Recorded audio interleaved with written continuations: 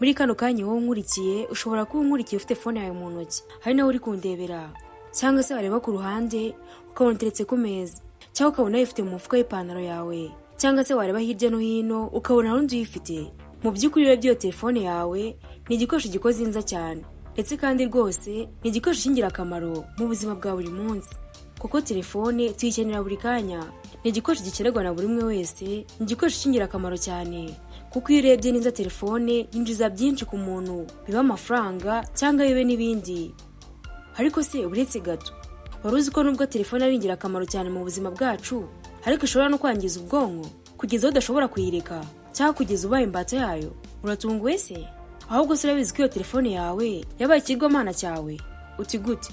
Byose wibaza ndaje mbikubwire ngo mara amatsiko.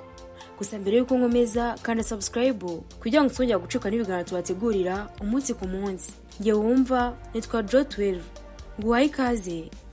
Telefone ni kimwe mu bikoresho by'ingenzi mu itumanaho rya none. Ubu nta muntu ushobora kuba atayikoresha, haba mu kazi, mu miryango, mu masoko cyangwa mu buzima bwa buri munsi. Akamaro kayo ni kanini cyane, kuko ituma abantu bashobora kuganira, kubona amakuru no gukora ibikorwa by'ubucuruzi ndetse n'ubumenyi mu buryo bwihuse. Ariko uko ikoreshwa ryayo ryiyongera cyane, ni nako rigira ingaruka mbi ku buzima bwa muntu ndetse no ku bwonko bwe. Ubwonko nicyo kigo nyamukuru cy'imikorere y'umubiri, gikurikirana ibitekerezo, kwibuka, imyitwarire n'ibyiyumviro. Iyo telefone ikoreshwa igihe kirekire, ubushakashatsi bugaragaza ko igenda igira ingaruka gake gake ku mikorere y'ubwonko, bigatuma habaho gucika intege mu mitekerereze no mu myitwarire y'umuntu. Kugira ngo umuntu amenye neza uko yakwirinda izo ngaruka, ni ngombwa gusobanukirwa uburyo telefone ikora n'ingaruka zayo ku bwonko. Ubundi telefone ikoresha imirasire ya radiyo hamwe n'amashanyarazi make kugira ngo itange serivisi z'itumanaho. Iyi mirasire rero iyo ihuye n'umubiri cyangwa ubwonko igihe kirekire, ishobora gutera ingaruka ku mikorere y'imitsi y'ubwonko. Ubushakashatsi bugaragaza ko abantu bakoresha telefone mu buryo burenze urugero bagira ibyago byo kugira ibibazo byo guhangayika, kurwara umutwe, kubura ibitotsi bihagije no kugabanya ubushobozi bwo kwibuka. Telefone kandi ituma umuntu aba ahangayitse, kuko buri kanya ahabwa ubutumwa butandukanye, amafoto cyangwa amakuru menshi yihuse, bigatuma ubwonko bukora cyane, bikarushaho gutera umunaniro no kugabanya ubushobozi bwo gutekereza neza. Ubwonko ni igice cy'umubiri gifite inshingano nyinshi, gishinzwe gutekereza, kwibuka, gucunga ibyiyumvo, gufata ibyemezo no kugenzura ibikorwa byose by'umubiri. Iyo ubwonko buhura n'imirasire ya telefone igihe kirekire, habaho guhinduka mu mikorere y'imitsi yacyo, bigatuma ubushobozi bwo kwibuka no gutekereza bujya hasi. Abashakashatsi bavuga ko abantu bakoresha telefone cyane igihe kinini baba bafite ibyago byo kugira ikibazo cyo kwibagirwa vuba, kugabanuka k'ubushobozi bwo kwiga ndetse no kugira ikibazo mu mikorere y'imitekerereze y'ubuzima bwa buri munsi. Ubwonko bukenera igihe cyo kuruhuka, kandi igihe umuntu akoresheje telefone amasaha menshi, ntibugira umwanya uhagije wo kuruhuka no gusubira mu mikorere isanzwe. Kuri buri muntu ukoresha telefone cyane habaho ingaruka z'igihe gito ziboneka nk'uko ubushakashatsi bubigaragaza. Harimo kurwara umutwe, guhangayika, kurushya amaso, kubura umwanya wo gutekereza neza ndetse no kugabanuka kw'amarangamutima y'umuntu. Umuntu ukoresha telefone igihe kirekire, cyane cyane mu masaha ya nimugoroba cyangwa mbere yo kuryama, ahura n'ibibazo byo kubura ibitotsi bihagije.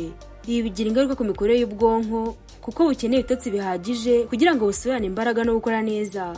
Ubundi ubushakashatsi bugaragaza ko gukoresha telefone igihe kirekire mu gihe gito bishobora gutera umunaniro w'igihe gito, ariko wiyongera mu gihe kirekire. Gukoresha telefone igihe kirekire bigira ingaruka mbi ku bwonko mu buryo buhoraho. Abashakashatsi bemeza ko imiyoboro y'ubwonko ishobora kwangirika gake gake, bikaba byatera kwibagirwa vuba, kugabanuka k'ubushobozi no gutekereza no kubyutsa amarangamutima. Hari n'abashakashatsi bavuga ko bishobora gutera indwara zifata ubwonko nko gusaza hakiri kare.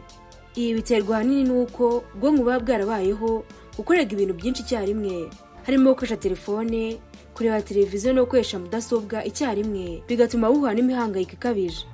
Kandi nanone gukoresha telefone cyane bituma umuntu atabasha kuganira neza imbonankubone. Abantu baba bafite intege nke mu gusabana, bigatera kwiyumvamo wenyine no kutagira umwanya uhagije wo kuganira n'abandi mu buzima bwa buri munsi. Ibi bigira ingaruka ku mibanire y'abantu, kuko itumanaho rya karemano rikomeye riba ryarasimbuwe no gukoresha telefone. Abantu benshi bakoresha telefone igihe kirekire mu kazi cyangwa mu myidagaduro, bagatangira kuba bonyine batitabira ibikorwa byo hanze, kandi bigatuma ubwonko bukora cyane ariko butabonega umwanya wo kuruhuka no gusubira mu mikorere isanzwe. Ubushakashatsi bwakorewe mu bihugu bitandukanye Kurekanye ko abantu bakoresha telefone igihe kinini bafite ibyago byinshi byo kugira ikibazo cy'ubwonko. Mu bushakashatsi bwakorewe muri Amerika, abanyamerika bakoresha telefone amasaha arenga 5 ku munsi bagaragaje ikibazo cyo guhangayika no kubura ibitotsi. Naho mu Bushinwa ho ubushakashatsi bwagaragaje ko urubyiruko rukoresha telefone mbere yo kuryama rufite ibyago byinshi byo kwibagirwa. Ubushakashatsi ku bakoresha telefone mu kazi bwagaragaje ko bafite ikibazo cyo kwibagirwa vuba, kugabanuka kw'amarangamutima, guhangayika ndetse n'ibindi. Ibi byose bigaragaza ko gukoresha telefone igihe kirekire bigira ingaruka ku mikorere y'ubwonko kandi bigatera ibibazo mu mibereho ya buri munsi. Noneho abana n'urubyiruko bakoresha telefone igihe kirekire bahura n'ingaruka z'ubwonko zikomeye. Ubundi usanga abana benshi n'urubyiruko bo bakoresha telefone mu masaha menshi yo gusubiza ubutumwa, gukina imikino ya mudasobwa cyangwa kureba imbuga nkoranyambaga, bituma batagira umwanya uhagije wo gusoma no kwiyungura ubumenyi. Ubwonko bwabo bukiri bushya kandi guhabwa amakuru menshi icyarimwe bishobora kubangamira imitekerereze no kugabanya ubushobozi bwo kwiga no kwibuka. Ibi kandi bigira ingaruka ku myitwarire yabo kuko baba barabaswe na telefone aho kugira ngo bajye gusabana n'abandi. Si ku bana kandi kuko no ku bantu bakuru nabo niko bimeze. Abakuru nabo bakoresha telefone igihe kirekire mu kazi cyangwa mu buzima bwa buri munsi, nabo bahura n'ingaruka z'ubwonko, kubura ibitotsi, guhangayika, kugabanuka k'ubushobozi bwo gutekereza ndetse no kugira ikibazo mu mibanire n'abandi ni bimwe mu bibazo bahura nabyo. Ibi biterwa n'uko ubwonko bukora cyane mu gihe cyo kwakira amakuru menshi icyarimwe kandi nta gihe gihagije cyo kuruhuka. Abashakashatsi bagaragaje ko gukoresha telefone amasaha menshi ku munsi bishobora gutuma umuntu yumva ananiwe, akagira umunaniro ukabije ndetse bikagabanya ubushobozi bwo gufata ibyemezo. Ikindi kandi buriya gukoresha telefone mbere yo kuryama cyangwa kuyifata hafi y'amaso bishobora kubangamira ubwonko mu gihe cyo gusinzira. Imirasire iva kuri telefone hamwe n'amakuru menshi bituma ubwonko budashobora kuruhuka neza, bigatera kuri ibitotsi bihagije. Niyo handi uzasanga umuntu ari muri telefone yamara kwizina yashatse kuryama agashaka uburyo yasinzira ariko bikanga, ugasanga umutima uri kuri telefone. Nyamara birasi byiza. Iyo ubwonko butasinziriye neza, ubushobozi bwo kwibuka no gutekereza buragabanuka, amarangamutima agahinduka kandi umuntu akagira umunaniro mu kazi cyangwa se mu masomo ye. Ubundi gukoresha telefone mu rugero ni ingenzi cyane mu kurinda ubwonko bwawe.